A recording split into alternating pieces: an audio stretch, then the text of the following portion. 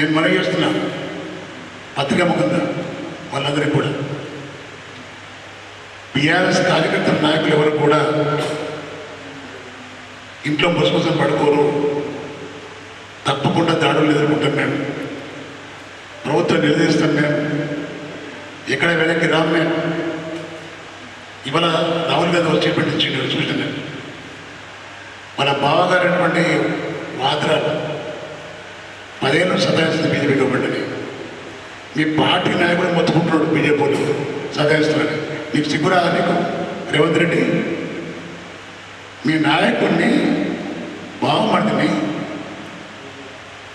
కేసులు ఎక్కించి ఈడీ కేసులు పెట్టి ఆయన ఇబ్బంది పెడతా ఉంటే మీ నాయకుడు బాధపడుతూ ఉంటారు. మరి అలాంటప్పుడు నువ్వెందుకు పని చేస్తున్నావు అడుగుతున్నాం మేము. మీకు జరిగే అన్యాయాన్ని సెంట్రల్ లెవెల్లో ప్రశ్నించడానికి ఎక్కువ ఉంటుంది. మేము ఇద్దరిని ప్రశ్నిస్తాం మేము. ఇంకో విషయం చెప్పాలి మీ అందరికీ కూడా, దయచేసి చెప్తున్నా మా సోదరులు వినాయకుల సోదరులు. విచిత్రమైన పరిస్థితి ఏంటంటే రాష్ట్రంలో సెంట్రల్లో ఉన్నది బీజేపీ గవర్నమెంట్, రాష్ట్రంలో అధికారం ఉంది కాంగ్రెస్ ప్రభుత్వం. రెండు జాతీయ పార్టీలు ఒకరికొకరు ఎదుర్కొంటూ మాట్లాడాలా, వాళ్ళ సినిమాలు ప్రజలు నచ్చకపోతే ఎదిరించాలా, లేదా వీళ్ళు కాంగ్రెస్ పార్టీ వాళ్ళు అమలు చేసిన కార్యక్రమాలు అమలు చేయకపోతే బీజేపీ ఎదిరించాలి. ఇద్దరి తప్పిదాలు మేము ఎదిరిస్తా ఉన్నాము. కానీ వాళ్ళిద్దరు ఒకటి అయిపోయింది. కాంగ్రెస్ బీజేపీ బాయి ప్రజలు గమనిస్తున్నారు. బీజేపీ ఎంపీలు సీఎం పొగుడతారు.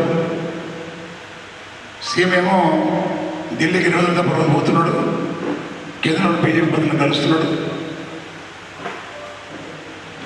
ఈ బీజేపీ ఎంపీలే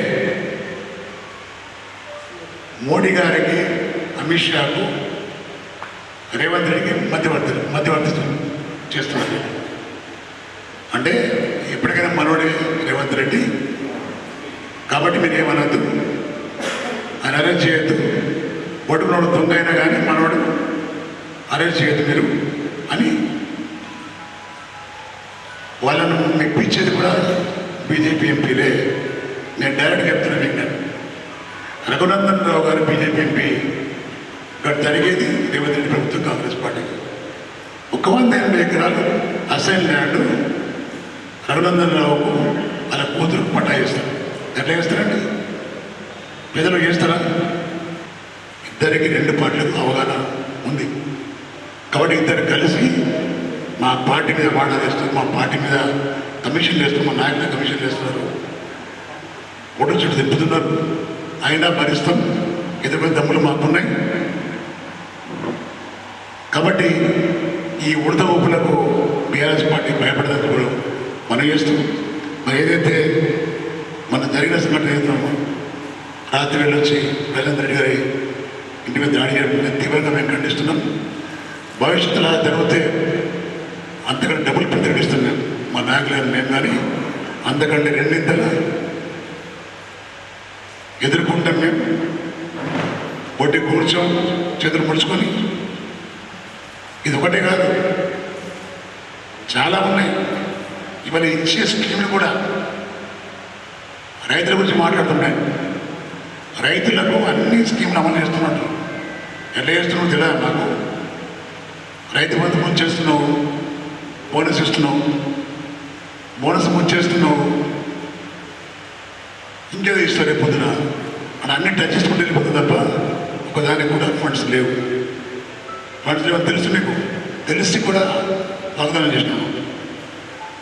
అడగా మరి మేము ఇలా వాగ్దానం తెలియగా చేస్తే నాకే ఓటేస్తుంది కాబట్టి, కానీ మేము అలవి కానీ వాగ్దానం చేసి అమలు చేయలేమనే ఉద్దేశంతో మా నాయకుడు కేసీఆర్ గారు అలవి కానీ హామీలు ఇవ్వలేదు.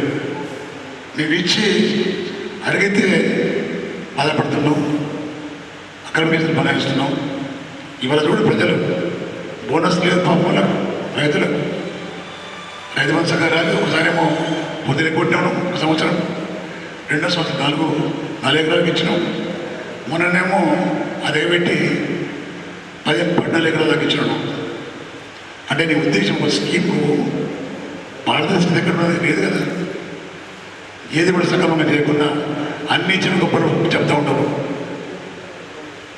గొప్పలు చెప్పుడు తప్ప ఒక్క హామీ అమలు చేసే బుద్ధి నీకు రాలేదు.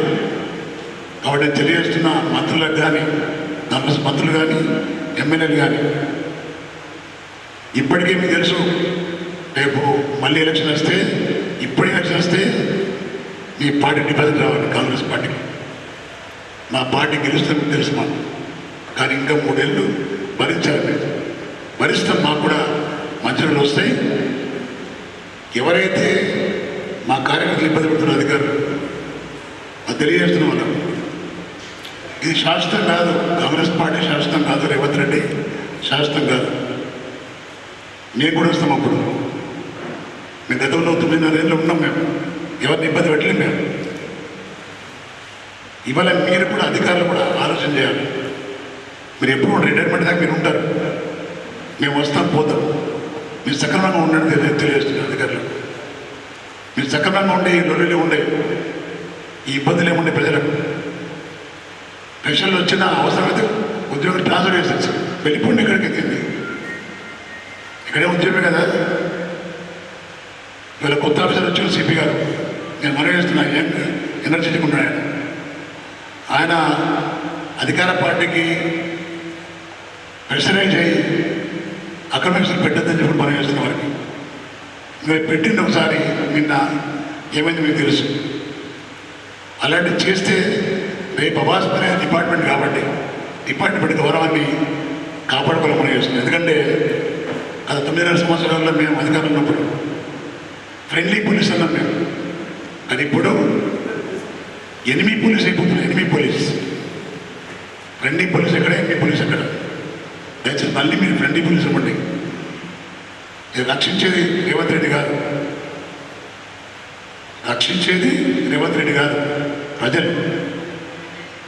ప్రజలు కోసం ఏదైతే చేస్తానో దాని అమలు చేయమని అడుగుతున్నారు. తప్పేం లేదు కదా. అడిగినందుకు అరెస్టులు, సోషల్ మీడియాలో వెలిసిన అరెస్టులు, కేసులు ఇవన్నీ ఉండేవి పోయాడు. అధికారులకు కూడా దయచేసి చెప్తున్నా, మీరు వాళ్ళ ఒత్తిళ్ళ వల్ల అక్రమ కేసులు పెడితే ఆ కేసులు కోర్టులో ఉండవు. కోర్టులో తప్పకుండా న్యాయం జరుగుతుందని నమ్మకం మాకుంది. కాబట్టి రేవంత్ రెడ్డి గారు చెప్తుండే, ఫ్రెండ్లీ పోలీస్ ఉన్నప్పుడు నువ్వు తప్పు చేసినావు కాబట్టి అరెస్ట్ చేసిన నేను 50 లక్షల తనకు పట్టుబడ్డావు, రిటైర్డ్గా అరెస్ట్ చేసిన. అలా నీలా అక్రమంగా అరెస్ట్ చేయలేదు కేసీఆర్ గారు. నువ్వు దొరికిన దొంగ కాబట్టి అరెస్ట్ చేసిన నేను. అటు మేమేం చేయలేదు, తప్పులు చేయకుండా అబాడాలు వేసి ఎవరైతే అనుకూలంగా మీకు చెప్పలేదో అధికారులు బెదిరిస్తున్నారు, జైలు పంపుతున్నారు, హెరాస్మెంట్ చేస్తున్నారు.